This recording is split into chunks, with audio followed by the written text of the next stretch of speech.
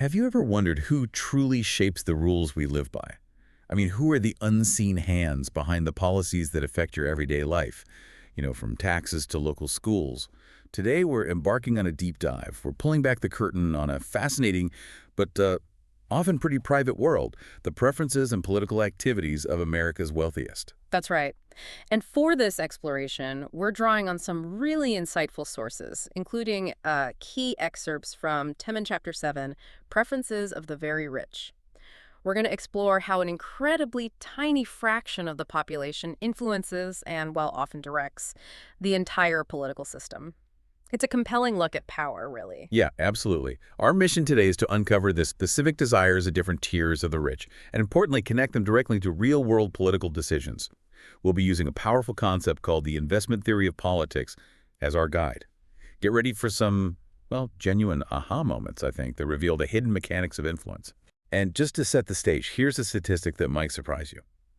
Imagine the U.S., about 320 million people. Now think about the top 1% of that, okay? Then think about the top 1% of that 1%. Wow. We're talking about shockingly small numbers of people, yet their impact is just immense. Let's unpack this. So to start, our sources frame the U.S. economy as a dual economy. On one side, you have what's called the FTE sector. That's finance, technology, electronics. It's roughly the top 20% of the population, about 64 million people. Right. And this group generally benefits from policies that favor capital, skilled labor, that kind of thing. Exactly. And on the other side, you've got the low-wage sector. Yeah. Now, there's overlap, obviously, but understanding this distinction is really key to grasping how wealth and influence flow. And often how policies impact one group very, very differently from the other.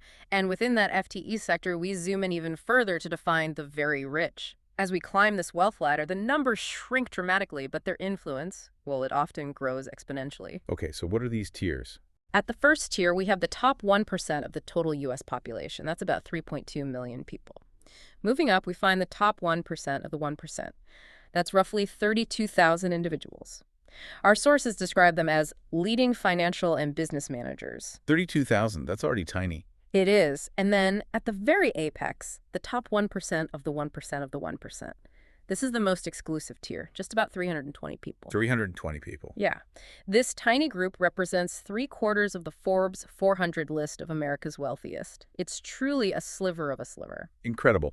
And it's crucial to remember, like you said, our guide here is that investment theory of politics. At its core, the theory just asserts that people will invest, time, money, effort in policies that directly benefit them. Simple idea, right? But incredibly powerful for understanding the motivations behind political action, especially when we look at concentrated wealth. Now, studying these groups is a huge challenge. I can imagine. Yeah, the rich are busy, they're private, often shielded by gatekeepers. But back in 2011, a really groundbreaking study by Page, Bartels, and Seawright managed to gather a sample. It was just over 80 wealthy individuals. How'd they even find them? They used refined lists, high-end customers, executives. These respondents had an average income of about $1 million, an average wealth around $14 million. But what's really telling is that within this group, a few individuals were so extraordinarily rich, they pulled that average income way, way higher.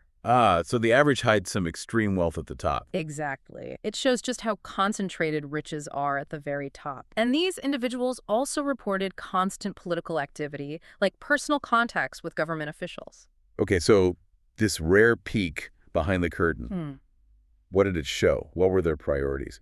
When they asked them, what's the most important problem facing the U.S., almost all of them said budget deficits. Budget deficits, that was their top concern. But their solutions tell a very different story than what maybe the general public might focus on. All right. Absolutely. Their views on how to tackle these deficits sharply contrasted with the general public. They overwhelmingly favored spending cuts over tax increases, much more so than the public. Okay, spending cuts on what?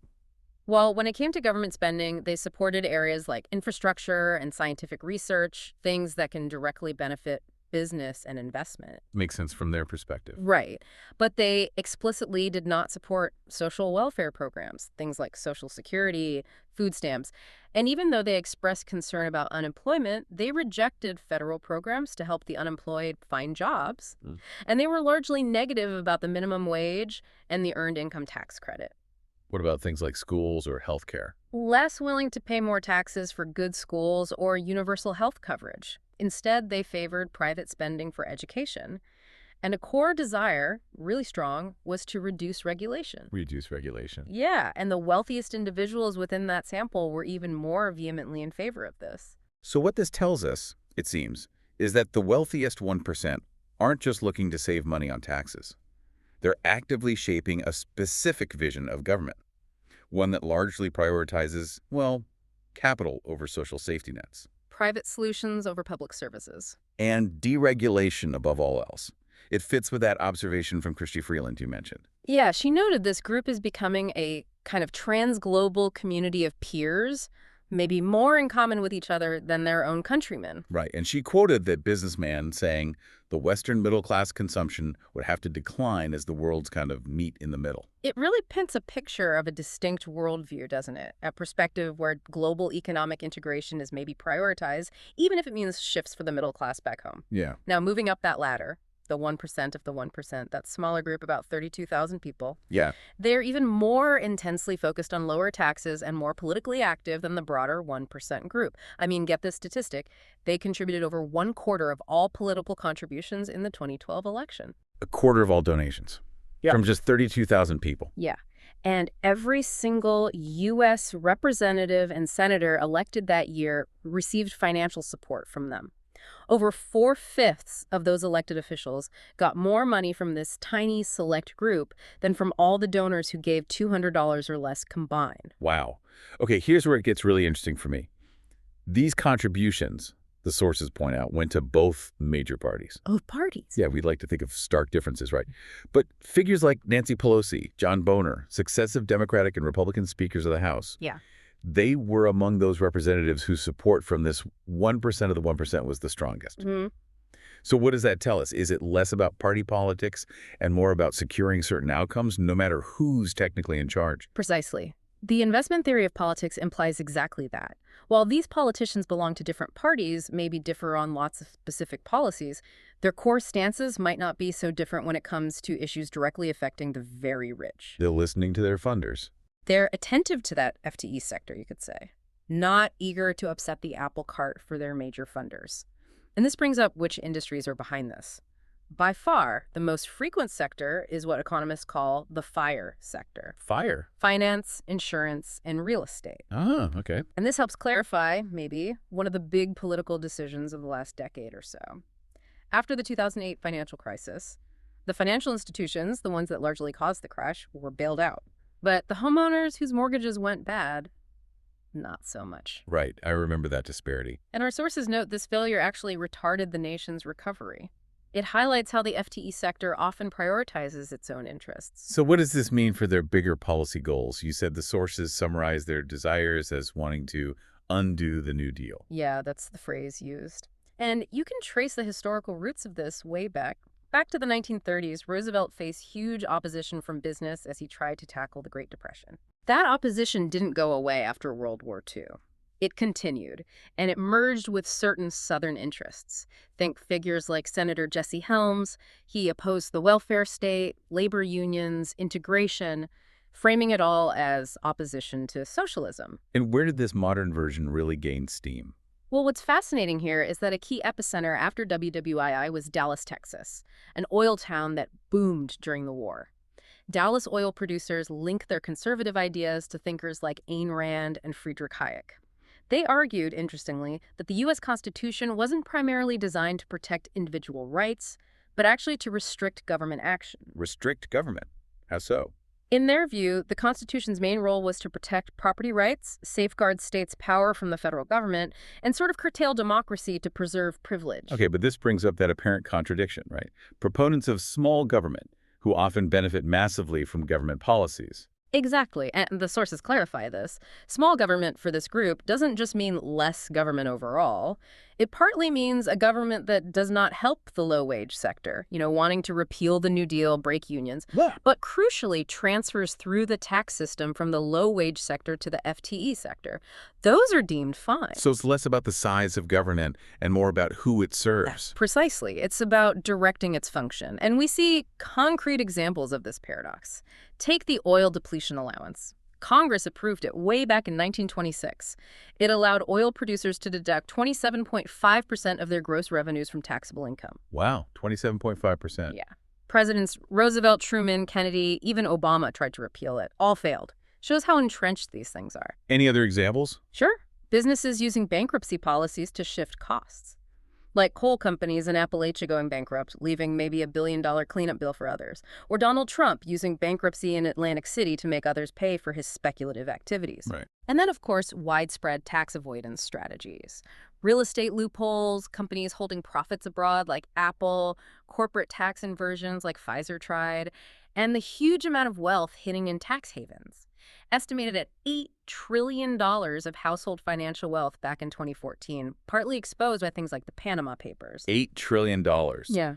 Just hidden away. These strategies dramatically lowered the effective tax rate for corporations and the ultra-wealthy. Okay, so now let's turn to the very, very top, the absolute apex, that 1% of the 1% of the 1%, those 320 individuals, 3/4 of the Forbes 400. Yeah, the ultra-elite. Their wealth is extreme, and so are their politics generally. They share those strong beliefs of the lower financial tiers, low taxes, reduced government activities, and they are incredibly politically active to achieve those ends. And there's an important demographic detail here too, isn't there? Yes, the sources point out that almost no African Americans are in the Forbes 400.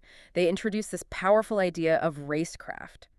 It suggests that societal beliefs and practices about race continue to create and reinforce racial hierarchies, even economically. So it helps explain that lack of representation at the very top. Exactly. Despite incredible individual achievements, it highlights the systemic barriers that persist. And this, of course, creates daunting challenges for African Americans elected to public office.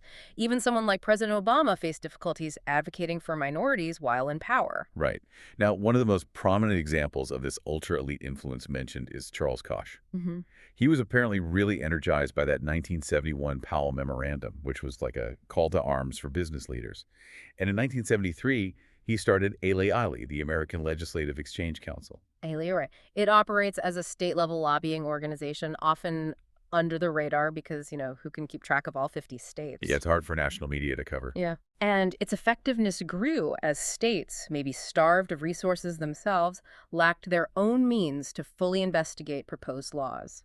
So ALEX's model legislation became really impactful. And Cook didn't stop there, did he? No. He also formed an even more secretive organization, modeled apparently after the John Birch Society. Its aim was described as wanting to bring down much of our government, though they deliberately avoided the label anarchism. Secretive how? Well, Charles Coles himself wrote in 1976, quote, "In order to avoid undesirable criticism, how the organization is controlled and directed should not be widely advertised." Wow. Keep it hidden. We know about this primarily from Jane Mayer's book Dark Money. And it's worth noting, the Koch brothers actively tried to discredit her to preserve that secrecy. That emphasis on secrecy is fascinating. And what about Koch Industries' actual practices? Well, the sources mention they refined low-grade oil, which tended to pollute environs more, and they resisted both internal whistleblowers and external government challenges, particularly from the EPA. Right, there's that quote from Charles Koch in 1978. Yeah, in the Libertarian Review. "We should not cave in the moment a regulator sets foot on our doorstep. Do not cooperate voluntarily. Instead, resist wherever and to whatever extent you legally can, and do so in the name of justice." Resist. Yeah. And the sources argue this stance effectively shifted costs onto the low-wage economy. And to connect this to the bigger picture, Koch Industries was accused in a 1989 Senate investigation of stealing oil from Native Americans, a minority group at the opposite end of the income scale.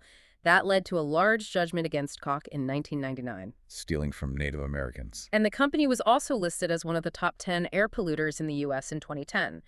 These actions kind of exemplify the real-world impact of a philosophy prioritizing property rights and limited government intervention above, well, almost everything else. Okay, so this intense focus, this organization, this funding, it all led up to a critical moment, didn't it? The Citizens United Supreme Court decision in 2010. Ah, yes. Citizens United, that ruling dramatically eased restrictions on independent political spending by nonprofit corporations. And Koch and his network jumped right on it. Immediately. They reasoned their money would have more impact in smaller markets, so they poured vast sums into state races, governors, representatives in the 2010 midterm elections. And the effect. Democrats were largely unprepared, lacked comparable resources. They suffered significant losses in Congress and governorships. Our sources state, quite bluntly, that President Obama and the Democratic Party did not know what hit them. Just overwhelmed by the sudden influx of money into specific races. Exactly. Now, it's important, of course, to acknowledge some variety here. While most very rich people lean conservative, according to the sources, there are exceptions. Sheldon Adelson is cited as similar to Koch in his political spending focus. But someone like George Soros funds different activities promoting democracy in Eastern Europe, supporting new economic thinking. So there is some ideological diversity at the top. There is some. However, the sources caution that the presence of a few highly visible philanthropists should not blind us to the overall conservative views of most of the top 1% and especially the very rich. The investment theory of politics really helps us understand how profoundly these dominant views shape the future of the country. Right.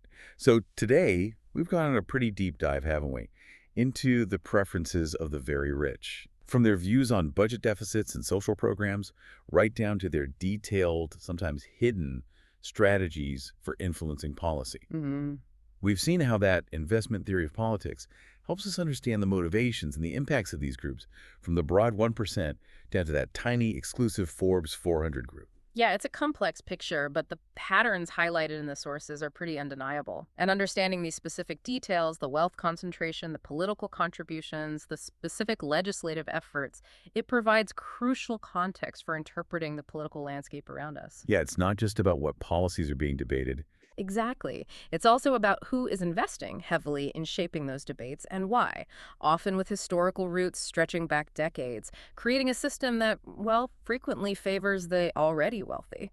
So, to leave you with a final thought, Mm-hmm. given these clear preferences we've discussed, specific spending cuts, reduced regulation, sophisticated tax avoidance, and the significant influence exerted on both political parties, what implications does this have for public policy on huge issues? Things like climate change, economic inequality, social welfare programs.